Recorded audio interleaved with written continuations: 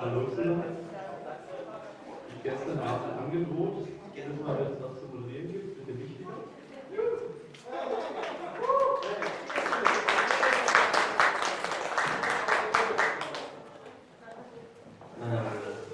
Jetzt geht's weiter mit dem Talk von Pat Harkin, Anekdoten zum Leben von Terry Pratchett. Thank you. Well, I've no idea what he just promised. I sincerely hope the introduction didn't have to be in German because nobody here speaks English. This could be a very short presentation.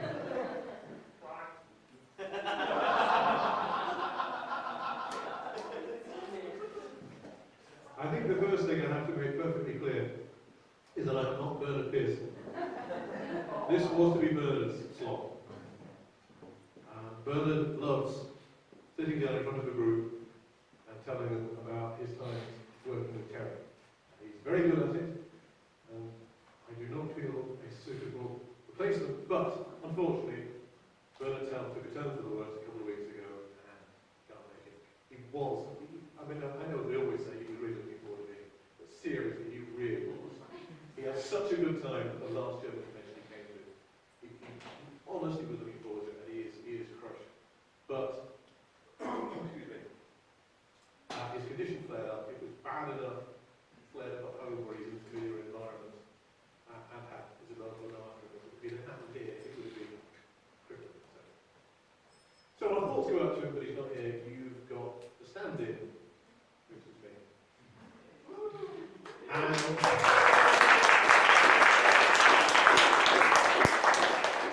Thank you. And despite having thought long and hard, I haven't really got a structure for this. So I just thought, I'll think of some times when I was with Terry, and I'll talk about those. And if anybody's got any questions or any memories I want to bring up, we can treat this like a big-ish clash. I think that'll probably work very well. Does that sound a good idea? Good. Lovely. First, can I start by saying thank you for inviting me to the German convention. I go to a lot of conventions. The thing about the German convention, every convention is unique. Every convention has something special about it.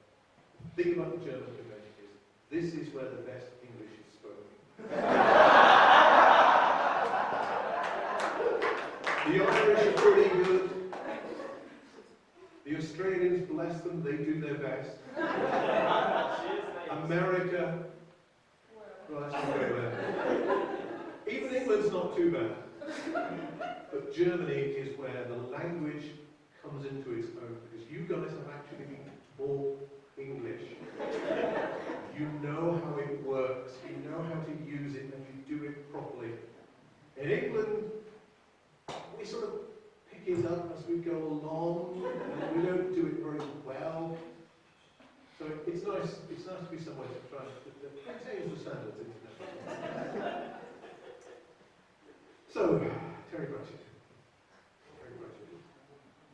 Terry Pratchett has had an influence on my life which is completely ludicrous and completely out of proportion and totally unpredictable. I first encountered Discworld in, I think, about 1990. I was 34 years old. I had been to university, I had got all my qualifications. I was in a solid job, working for the employer I am still working for. I had met and married the woman who is still my wife. I had had 2 kids, which is as many as I've ever had, to my knowledge. And I had bought the house I am still living in. My life was set. I was on my track to boring middle-aged career doctor, doing this, that, and the other. And then I went to visit a friend. I went to school in London, and then came up to Yorkshire, which is about 200 miles away, for university, and never got away. Went back one summer to visit an old school friend. And as we were packing up and heading out the door, he actually, as I'm packing, suddenly said, "Oh, I've just read this, you might quite like it." And he handed me a cover of magic.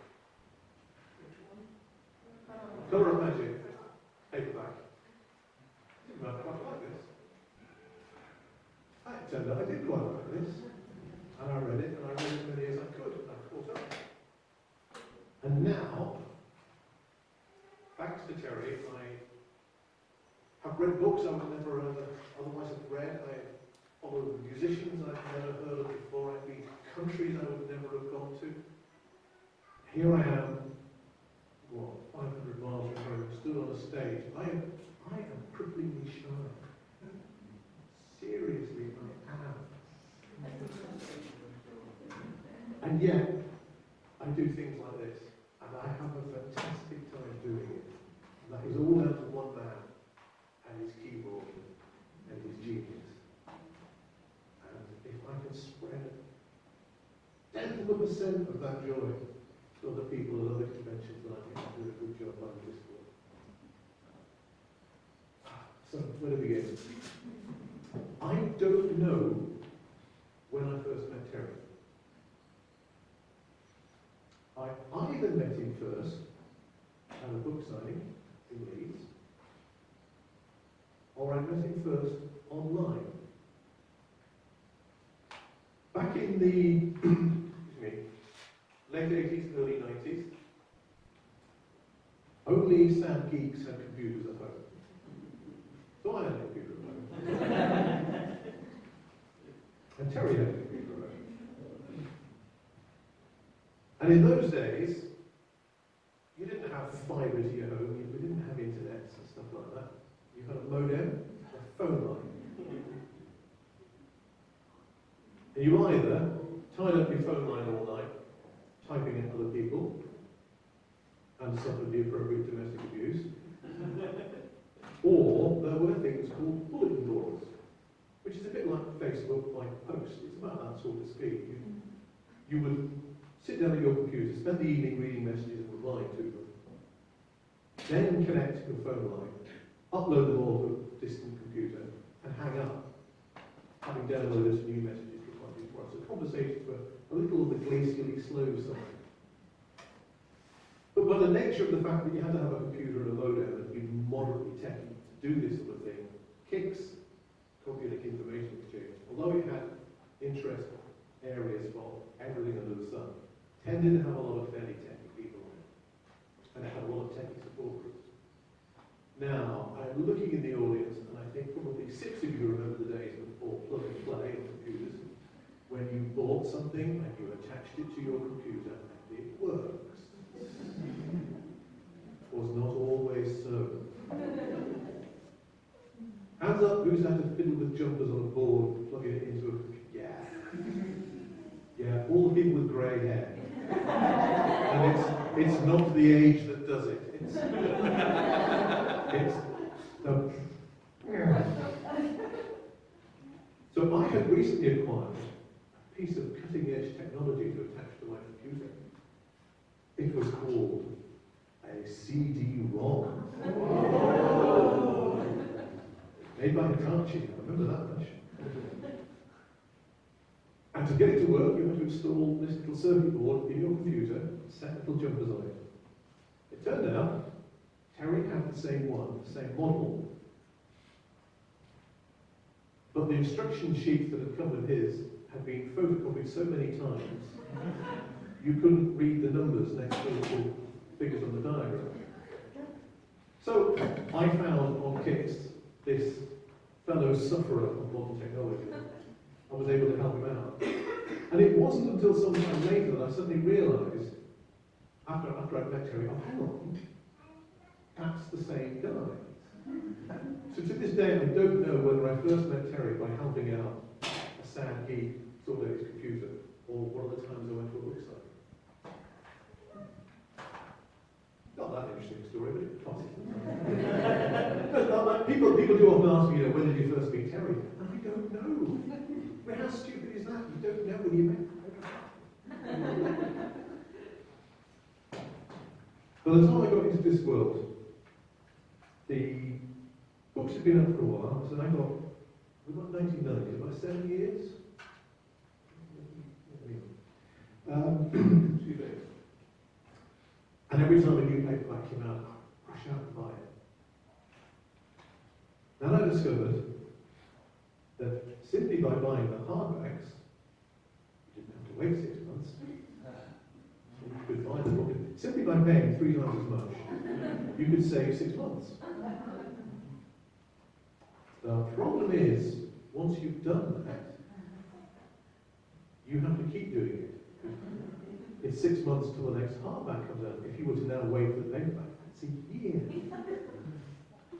So I started getting the hardbacks as they came out. Then I discovered, if you went on eBay, simply by paying 3 times as much, you could get the proof copies before the hardbacks came out. So I started doing that. And once you started doing that, you can never go back, because it's 6 months to the next proof, but it's a year to the next hardback. And it's 18 months to the next paperback. So I collected the proofs for a while. But I also at that point decided I was going to try and build a collection of first editions. I still haven't quite done it. I don't have a colour magic first edition. But anyway. In those days, Terry was successful, but he wasn't quite as successful as he became. And often, if you rummaged around in a decent bookshop, you would find at the back of the display a first edition hardback from 3, 4, 5 books ago. And I managed to build back quite a long way. But for some I had to resort to second-hand book sales on them. And I've got a copy of Sorcery, yes. Which was a first edition, first printing. But the only one that came off for sale had already been signed and dedicated to somebody else. So I dropped Terry an email. It was on, sent a message via Kids at that point. I've got this book. You're coming to a signing near me soon. If I bring it along, the bottle of Tipex, the trade name, White Out, is that right, directions for me? Yeah. Would you do the honours? Yeah, come on then. Cost you a gin and tonic with it. So, about 3 months later, I rolled up at Ossick's bookshop in Bradford, about 10 miles away, with an insulated container containing a gin and tonic, neatly chilled, and a copy of this book, and a little bottle of Tipex. And then I stood in the queue, got to the front of the queue, he got the book and he got the bottle of Tipex. Because we'd arranged this ahead of time, he knew what was going on, I knew what was going on, the rest of the queue. As far as they can see, this nutter has turned up with a book and a bottle of Tipex. So I gave Terry the book, and he got his tip, he got the Tipex, and he carefully painted it up. And that was all I expected him to do. I just wanted him to unsign the book. But he blew the Tipex dry and he got his pen and he wrote, "This book officially unsigned by me, Terry Pratchett." Remember that whatever it was, 1993. And off I went. And for years I've been telling that tale in the bar, mostly in the bar, at conventions. And it gets a polite laugh, as it usually does. But the last UK convention, I told that story. And somebody in the crowd said, "That was you." I was behind you in that queue. And I've been telling people about that, and they won't believe me.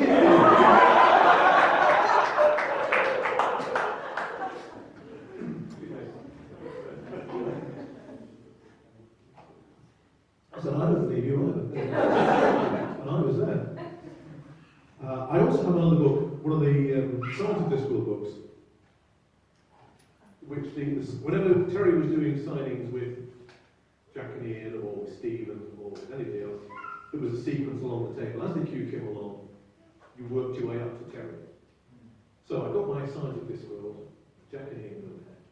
Jack signed it very carefully onto one left-hand margin, leaving big space in the middle. And then Ian picked it up and was about to write on the right. Don't worry about that. Sign it wherever you like. Maybe I'm not going to let him sign it. And Terry reached across, grabbed it, drew a big rectangle in the middle of the page. This is where I was not allowed to sign this book. Terry Pratchett. There is no doubt that Terry had a lightning mind for the comic touch. Very, very funny man. He was not a joke teller, but his grasp of wit and language was like none I've ever met. And if you read the books, it's the wordplay. It's not three men walking into a club and stuff. That wasn't his. So he wasn't a great joke teller. I didn't try and tell him jokes, but I did always regard it as a great success if I could get a laugh out of it. To get Terry Pratchett to laugh at something you do is a reward. The one I'm proudest of, I think, was just after the folklore of this world came out. Jacqueline Simpson had come down to Wincanton. This is her first encounter with fans. So scary. And we were sat in the back room of Bernard's house on Saturday night. I admit drink had been taken. And it was gone midnight. Things were starting to come to a close. It was time for people to go. Jacqueline was about to go. Terry said to her, "So, what do you think of the fans?" Jacqueline is professor of folklore. She looked at me and she said, "It makes quite a change from university life." And I said, I'm just thinking, I don't know how this bundle will go to an audience that English is its second language would say. I said, not so much academia as macadamia. And Terry said, "You mean they're all nuts?"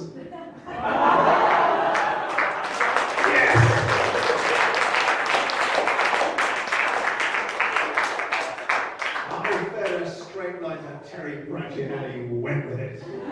My life is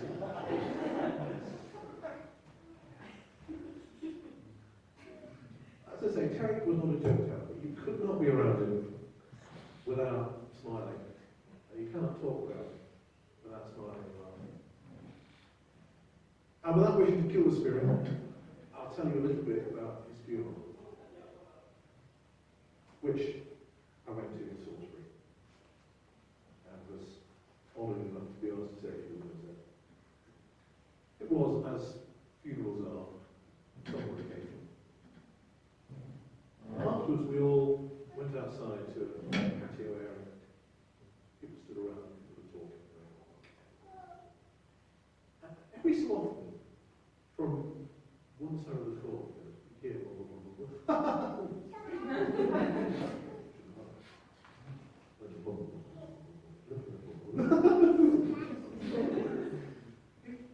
you just can't talk about, you can't reminisce about Terry Pratchett without smiling, without laughing. If people felt embarrassed, I think he would smile at that. The BBC recently made a documentary, Back in Black. Has it been broadcast in the year? It has been stolen. So I understand it has somehow made it true. Who has seen it? Almost no one. Good. Rob will be so glad to hear that. He was quite worried. What did you think of Paul Kenny as Terry? Friday, wasn't it? I mean, I was lucky. I've got forewarning that this is what we've done. But not everybody did. A lot of people, first they heard about it was on the screen. And if you remember, the documentary opens with the view in the crematorium. Terry's casket is up on the left. And beautiful, bright, shiny day, just like the funeral, right? When it started to play, I thought, what did they film there? Because the congregation went in first. And then the casket came in and went on the stand. So how have they got a photograph of it there before the competition? And then 4K walks into the shop. You idiot, they're making it up. No, it's not the real event. But he was startlingly good. I mean, if you know Terry well, the voice isn't absolutely spot on. But I know a lot of people who've never met him, only seen him on television. But it was amazing. Rob, bless his cotton socks, was worried, sick, that people wouldn't take it well. Did you think it was a good idea? Yeah. He was really great. Rob carries Rob again is sorry he can't. Well, I haven't actually spoken to him, but I assume Rob is sorry he can't be here. Rob is cursed with two burdens. Firstly, he is just incredibly busy running this world business. And the other thing is, he is utterly dedicated to it. And nothing short of absolutely perfect satisfies him. He just runs himself into the ground. He doesn't dare take his eye off any of the movement. I was going to dinner with him a couple of weeks ago, on Friday evening, and on Tuesday or Wednesday morning, he rang me and said, "I'm terribly sorry. I'm making this phone call from the departure lounge at Heathrow. I got a phone call this morning. I have to go to San Francisco." And I've been there for 3 days. I don't know what. I'm assuming it was this one business. I don't think he flew to San Francisco just to get out and have dinner with you. Possibility. So I know as much as you guys do probably about what's in the production line. We all know that Guards is still stalled, but still seems to be going. Good Omens, if they could capture Neil Gaiman and nail him to a desk, they could write it, I think you'd make a lot more progress. At least he has agreed to do it. He has agreed to be script writer. And he occasionally posts his capitalising. Do you see the thing on Twitter or Facebook or something the other day? His page just says Good Omens and 6 signatures. Good Omens. Well, that's 2 words done.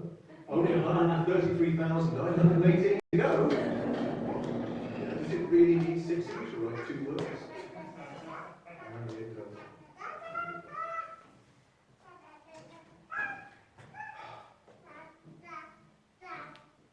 there anything in particular anybody would like to hear about?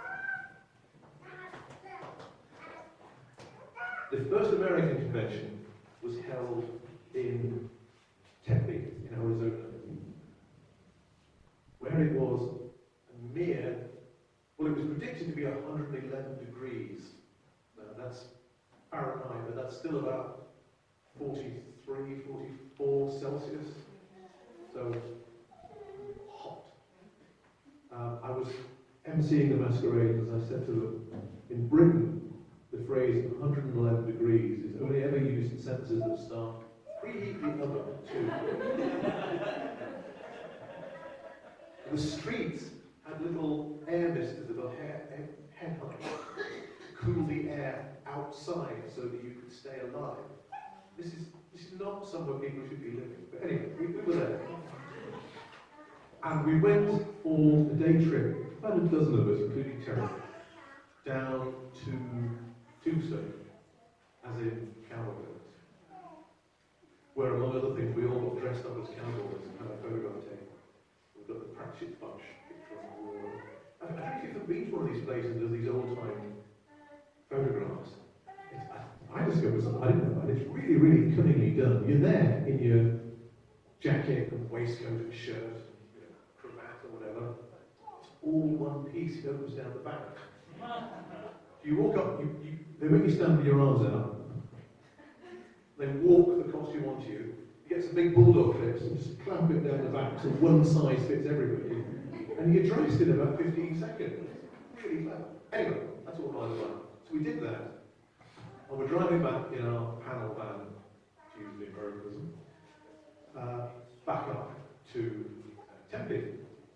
And we were driving along a highway, which is the first highway you would come across if you had illegally walked across the border with Mexico.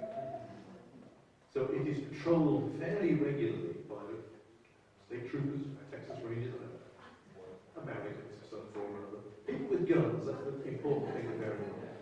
So it's patrolled by various people, and yes, we got pulled over. White van, darkened windows, you know. They might have well looked suspicious down the side. Yeah.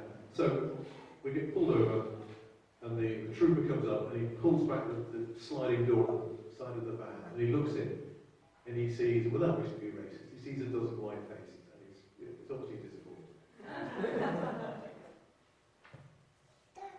So he says, you all American citizens? We all went, no. Apart from Terry, who went, hell no!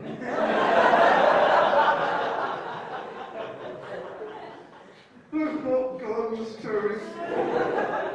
Oh, and Renter's not here. You know Renter? Yeah. She said, no habla inglés, señor. It's nice to be with Renters, but there is a saying in the Discord community, there's always one, and it's usually you, Harkin. But when Renter's around, I get the day off. It's to be impossible. I was saying, Terry, what time have we got?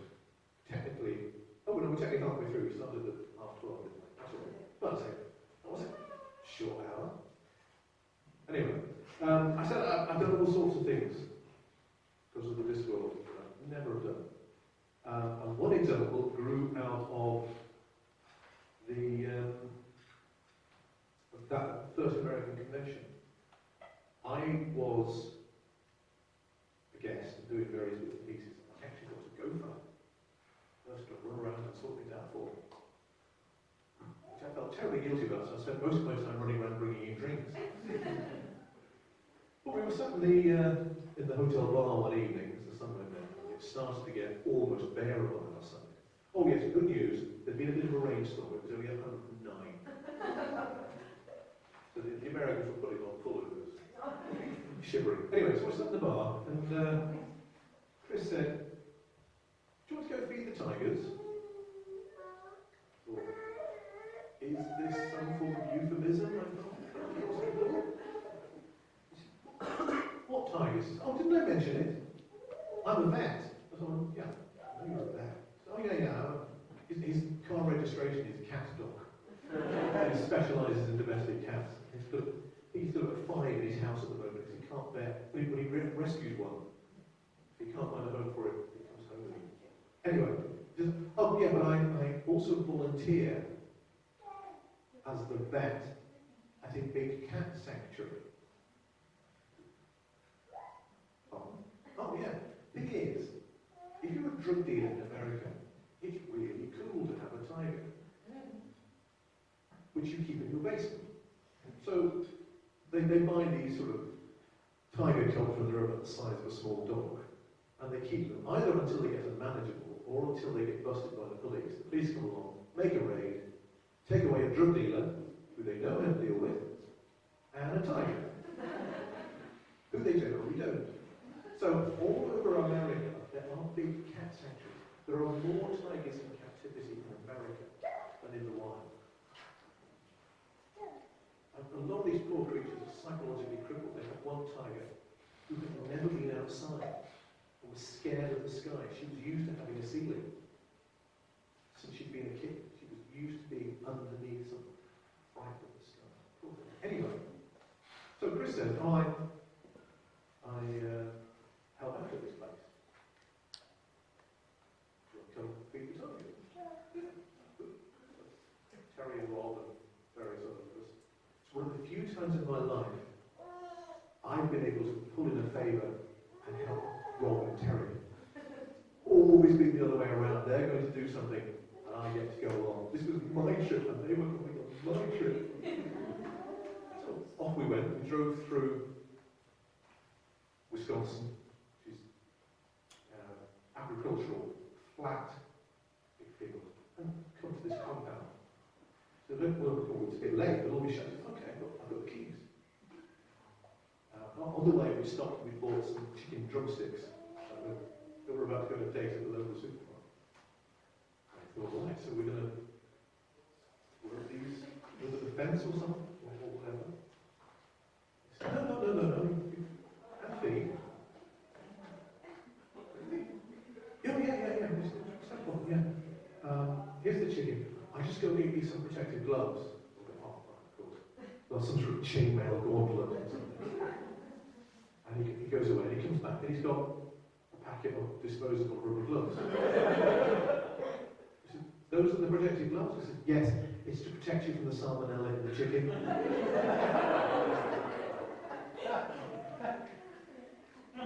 I'm really thinking, I'm sure I've seen horror films that start this way. A perfectly reasonable guy says, you've got to do this one thing. And the next thing you know, you're hung from a book. But we had a great evening. Taking bits of chicken, putting them through the chain link fence. The tiger comes from the other side and goes. Tigers, of course, completely used to this. We've no idea what it is. Tigers are used to this. Take them, thank you very much. I thought, all right. Get the second one. Hold it through. Tiger comes and grabs the other one. I don't let go behind. And the tiger just looks at me as if to say, really?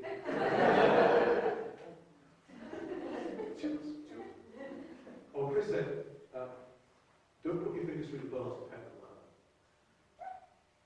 Not because they'll bite you, they have no interest in your fingers, but they are so strong, if you put your fingers through and they stand up, they'll break your fingers. So put your fingers through like that, scratch it like that. So, as I say, 34-year-old man, set in his job, set in his house, in the American Far West, hand-feeding tigers. That's the stuff that happens when you hang around with Terry Pratchett. Chris, the vet, has since come to England to stay with us for the British conventions. And we arranged to take him down to see Bernard.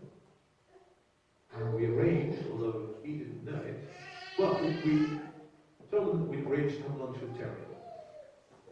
There's a pub near where Terry lives. We were going to have lunch there. Oh, that's fine. So we're driving through the countryside. And Jan and I have made this arrangement. We know we're going to Terry's house. Chris and Julia think we're going to the pub. So we're driving along. Jan and I, my wife, called Jan, if you're wondering who this strange woman in my car is. We start having this argument. I'm sure it's up there. No, it's all right, it's all right. Look, the sat-nav doesn't know this road. We'll be fine. It's okay. No, you should have turned back. No, do you remember, that's the road that takes you back round. It's okay, we'll go this way. At this point, we drive past the pub. And Chris is going, wasn't? Oh, yeah, no, it's okay. Yes, that's the pub, at the car park. You have to go the loop around the back because you can't get in from this side. It's okay. We drive along, and then we're going, no, hang on a minute. This is look at it. We can turn around in here. We turn around, go down this steep, narrow drive. Pull up outside this building. So, on the gate shut. I'll just go and ask them if it's okay to open the gate. We can try and turn around. The door bursts open. Out comes Terry Pratchett with their shotgun. Get off my land! And Rob Wilkins with an axe.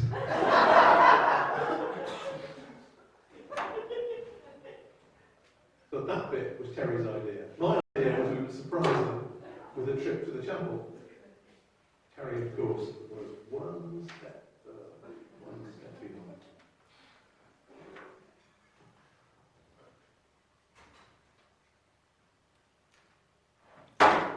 I'm drinking Coke, which says, why keep healed?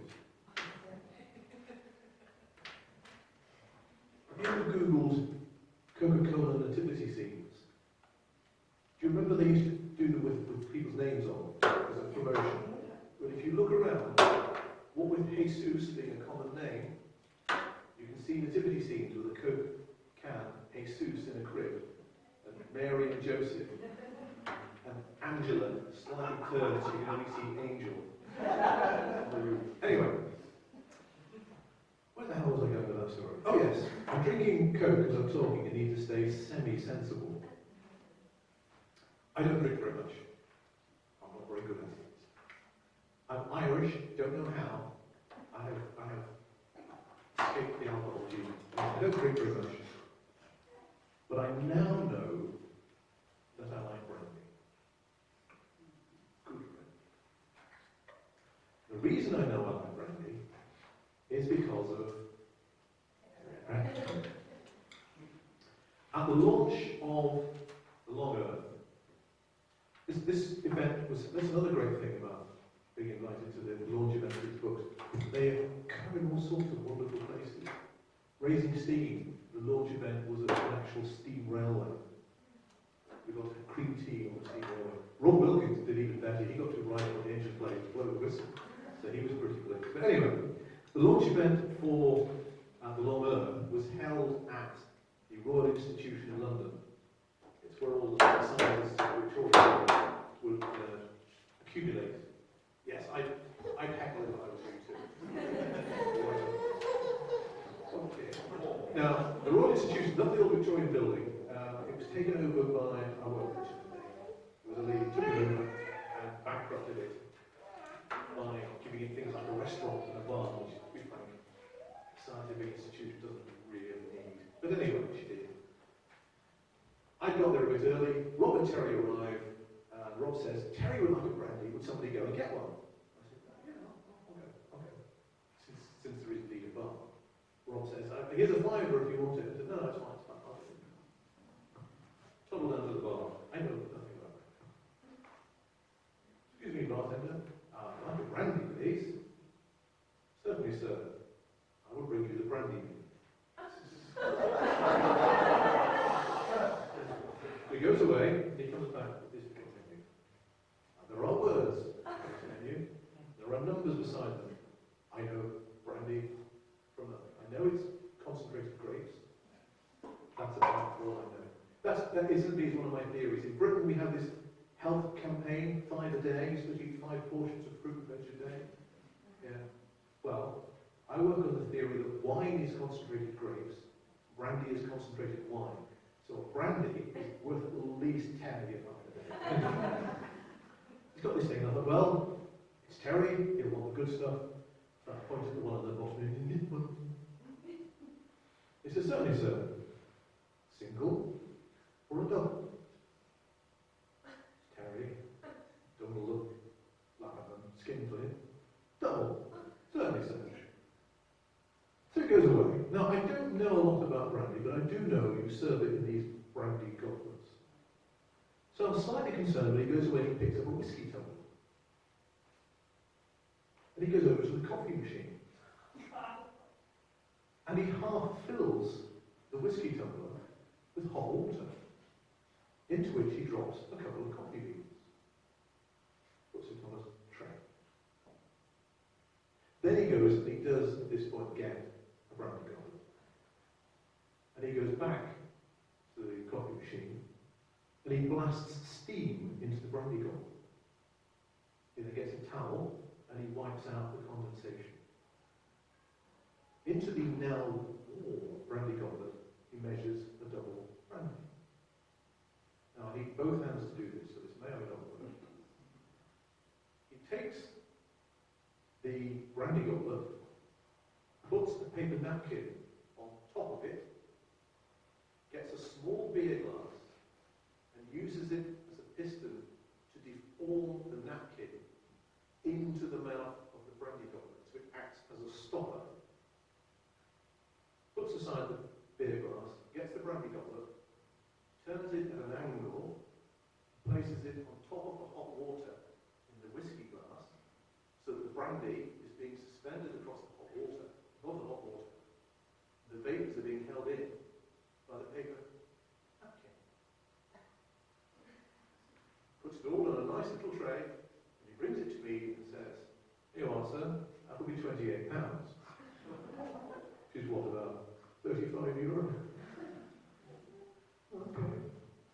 Fortunately, I had enough back for it. And I went back upstairs to where I'd last seen Terry, which was outside the lecture theatre, where he was going to be talking, it's part of the launch event. The doors were now shut. There's a guy outside. I said, as I came up, he said, "I'm terribly sorry, sir. You can't take drinks into the auditorium." I said, "No, it's not for me. It's for Sir Terry." He said, "Oh, that's fine, of course, yes. But he's not in there. He's gone up to the director's office." "It's okay. I'll take you there." Great. Behind-the-scenes tour of the Royal Institution where the public don't get to go. So we go through the security barriers, we go up the lift, we go down all the corridors, and we go to the director's office. I take my tray and I go to Terry and say, "Hey, Terry, here's your brandy." And he picks it up. And he takes the tiniest little sip.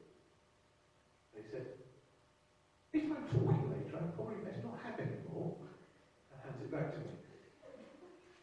And I thought, it's 5:20 in the afternoon. I don't really want to double brandy. But I'm not leaving £27.50 worth of brandy in the director's office. I'm having this. It's very nice. I now know I like very nice brandy, which is an expensive habit to get into. But as I say, I don't drink a lot, so a bottle is expensive, but a bottle lasts me a long time. Unlike this, which is going down quicker than fast.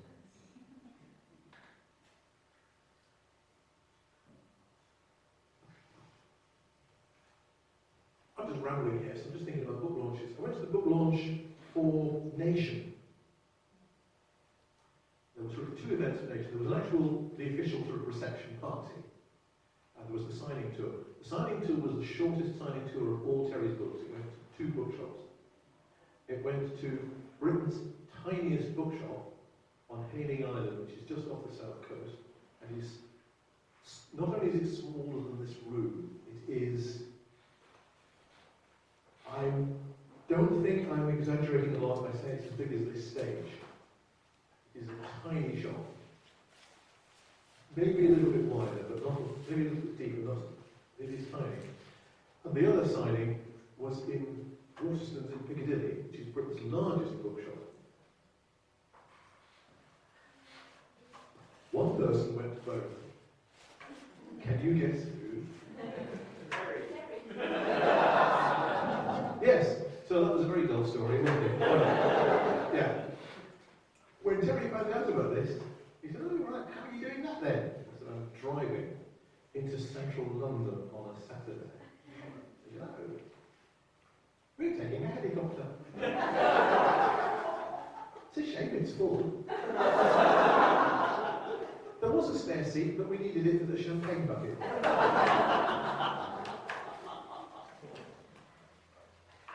But I did make it, and I did get to both of them. And I do have one signed and in Waterstones. I think it's unique. Anyway. The launch event, so the actual sort of launch party, I think it's a funny story. Technically, it doesn't involve Terry. He's not in this bit. Colin is, but Rob is. Terry that happens. Jason, anybody here subscribe to Discworld Monthly? Yeah? Well, Jason Anthony, who's the editor, was there. So there were about, I suppose, about a dozen hardcore fans, as opposed to publishing people, book editors, printers, whatever, who made up the rest of the numbers. We decided we'd go for a Chinese meal. And Jason and I got involved in looking at the wonderful decorations. This was held at the Royal Society, not to be confused with the Royal Institution. The Royal Society is, you know, around the world in 80 days. That's the start and finish point of the journey. The Royal Society building. So we got engrossed with this. We turned around, everybody had gone, the place was empty. Buggered off from breakfast. So we thought, all right, well, we'll meet at the restaurant.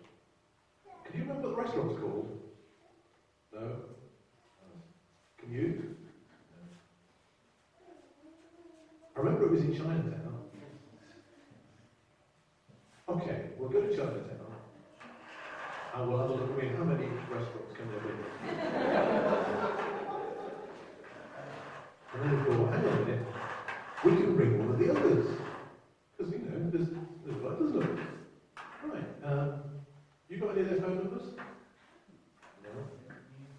Have you? No, it's a new phone. I've transferred any of my numbers into it yet.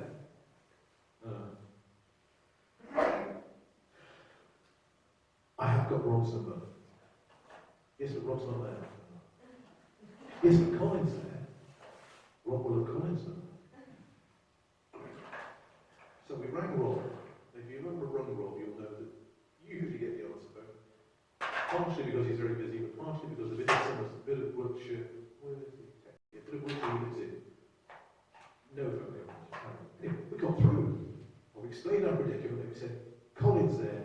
Can you give me Colin's number and he can tell us which restaurant it is? I said, I'd love to, but I've just got a new phone as well and I haven't got Colin's number in it. So we hung up. We thought, oh, we'll get a taxi, we'll go to Leicester Square. We'll just wander home and pray that the lady is with us. And then Rob rang back. He said, I'm an idiot. I have just changed phones and it doesn't have Colin's number in it, but I know Colin's number. I don't need to look it up. I've dialed it so often. So he gave me Colin's number. And we rang Colin. And Colin said, oh yes, we're in the red train. Now, all this time, we've been stood in the street outside the Royal Society headquarters. And London taxis have been going past like a swarm of starlings. Thousands of them. Could not miss them. Everywhere. Now we want them. Nothing. Not a sausage. You have a phrase in German? Not sausage. Use it in English. Yeah. Use it next time you have a shop. You will sound suave and sophisticated. So we thought, well, we'll set out. We'll walk. We've got Google Maps on our phones because phones have started becoming present. We walked about 100 yards and thought, actually, we're headed the wrong way. So we set off. And then we spotted a rickshaw taxi. You got those? Yeah. Takes two. The particular model we had, the pedaling, the driver was at the back, passengers were at the front. So we got in. I took the outside seat. Jason took the inside seat, so he's by the pavement and I'm under the traffic. And off we set on the suicide run from hell. How that guy had survived 24 hours as a rickshaw driver, I don't know. Unless the reason he's at the back is that the passengers act as padding and protect him from catastrophe. Because all of a sudden, there were a lot of London cabs, all heading that way, all hurtling past my ear, because I don't know taxi drivers in Germany like taxi drivers in England. They don't care if there's anybody else on the road. It's their tarmac and you are off if you don't like it. So we got. Jason is mildly frightened. I'm absolutely terrified. We get to Leicester Square. We go, right, oh, God. Right. What was the name of the restaurant? I can't remember. Do you know it? No. Fortunately, as luck would have it, the people we've been with had got a table right at the front of the restaurant we were outside. We spotted them through the window. We dashed in, and we were reunited that morning. Praise be, all the problems were solved. The other people had ordered, we quickly grabbed something. I ordered chicken with red peppers, and it all came in. Trying to catch up with people, wolfed out this dish of chicken with noodles and red peppers. And after about half a bowl, and now he's trying to tell me something. He's trying to tell me these are not sweet peppers. Trying to tell me these are rather hot chili peppers. And I just eat half a bowlful, all at once. And I am told by the people who were watching that I was bright red, with beads of sweat dripping down. And I could not finish it. I don't remember a lot else about that evening at the park. A bit like that episode of The Simpsons where Homer goes on his dream journey. Yeah, it was a bit like that.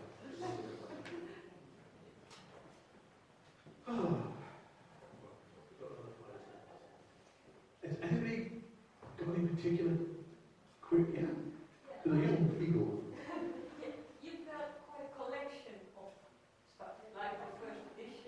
So it is said. So now I wonder, because I can imagine that part of your collection is proudly displayed, like all the first editions, but I've also seen you buying stuff at auction.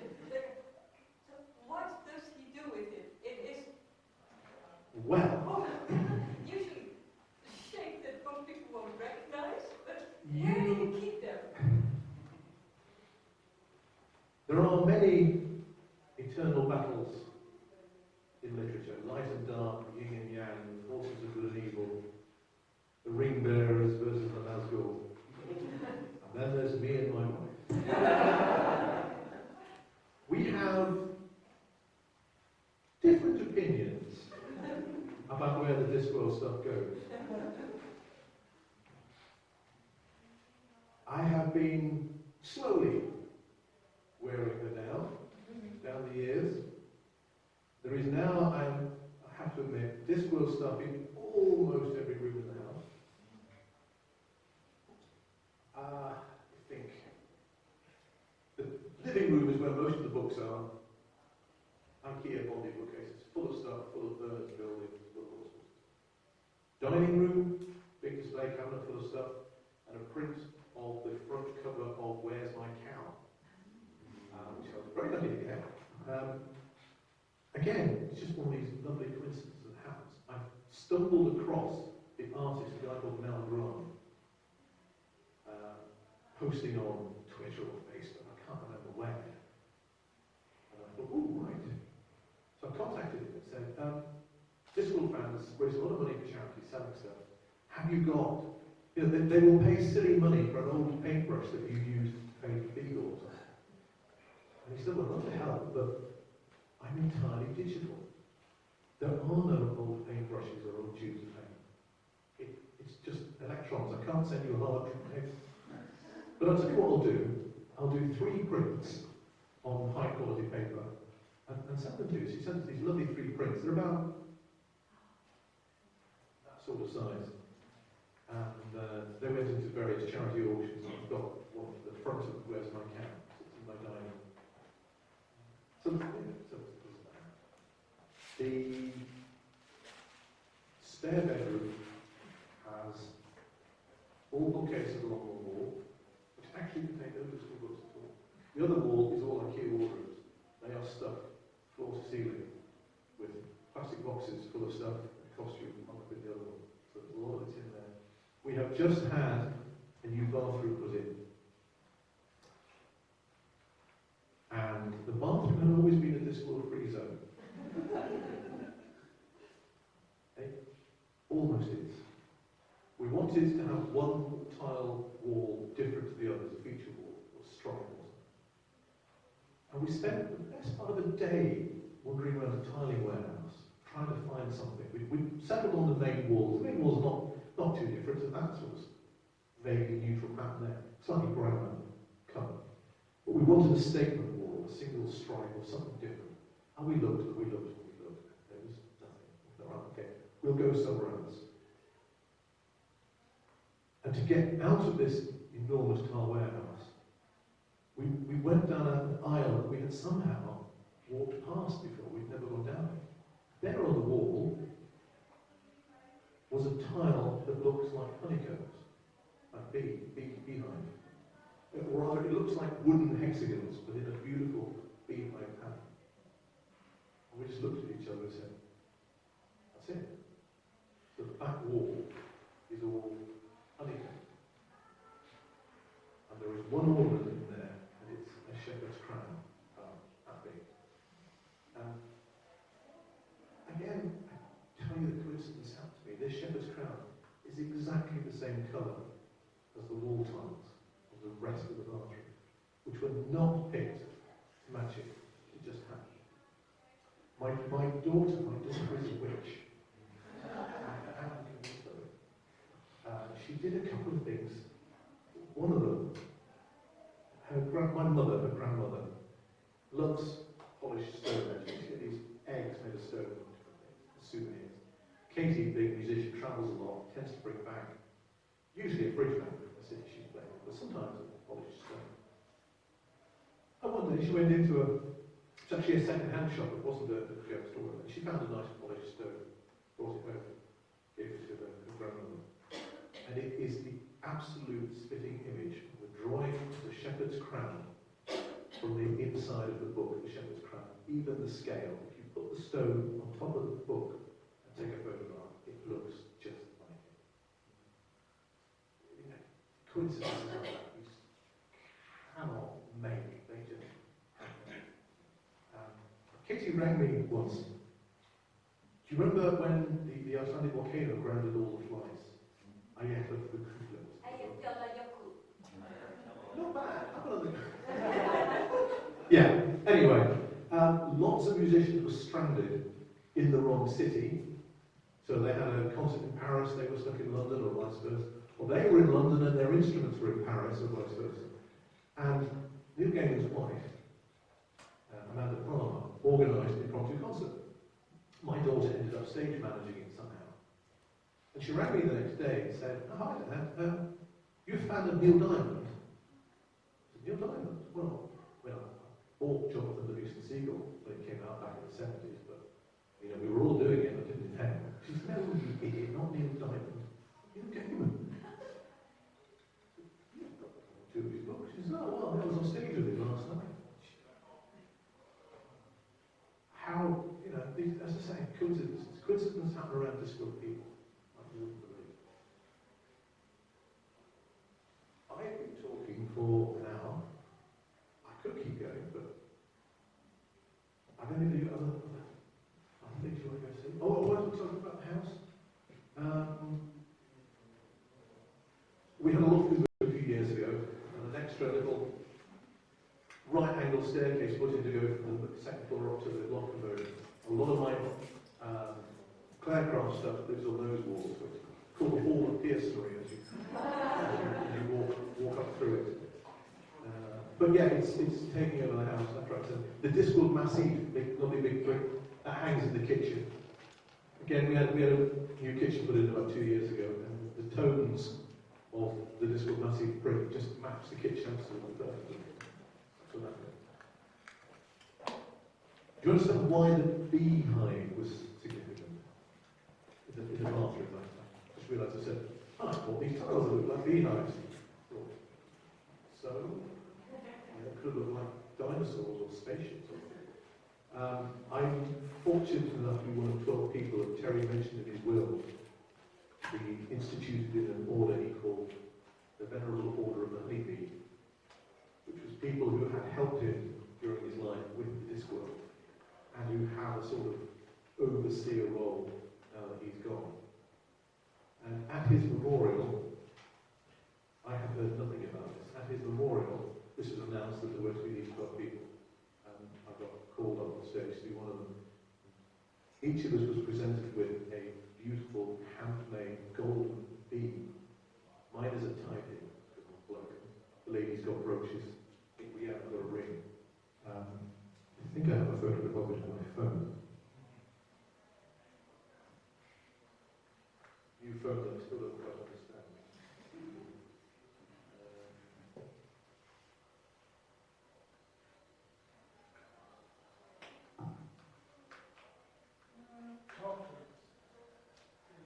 Bloody work! Hey Google, bloody work. Hey Google, order me an Alexa. Actually, there is a wonderful video. Somebody's got Siri, an Amazon Echo, and a Google Home, whatever they're called, all talking to each other. So the Siri says, you say to Siri, "When's my next appointment?" "Your next appointment is at 12:15. Your appointment is, hey Google, when's my next appointment?" And the Google goes, right, well, it's me. Right, yes, yes, your next appointment is at 2:30, and it's, Alexa, book me an appointment, when's my next appointment? And then the Amazon thing comes along and goes, "Oh, right, yeah. Hey Siri, when's my next appointment?" Oh, never mind, we'll find out in a while later. But I'm hoping Stephen has brought his with him. Stephen was one of the 12. I didn't dare bring mine because I still haven't managed to get it insured. And every time I ask Rob how much it's worth, it goes up, and I don't dare take it out of the safe, I keep it in. Which is a shame because it is a beautiful piece of craftsmanship. I'm very proud to show anybody pictures of it. But other than that, sadly I couldn't bring it with it. I hope Steve will. So that's the bee connection. That's why we have the honeycomb wall. Thank you.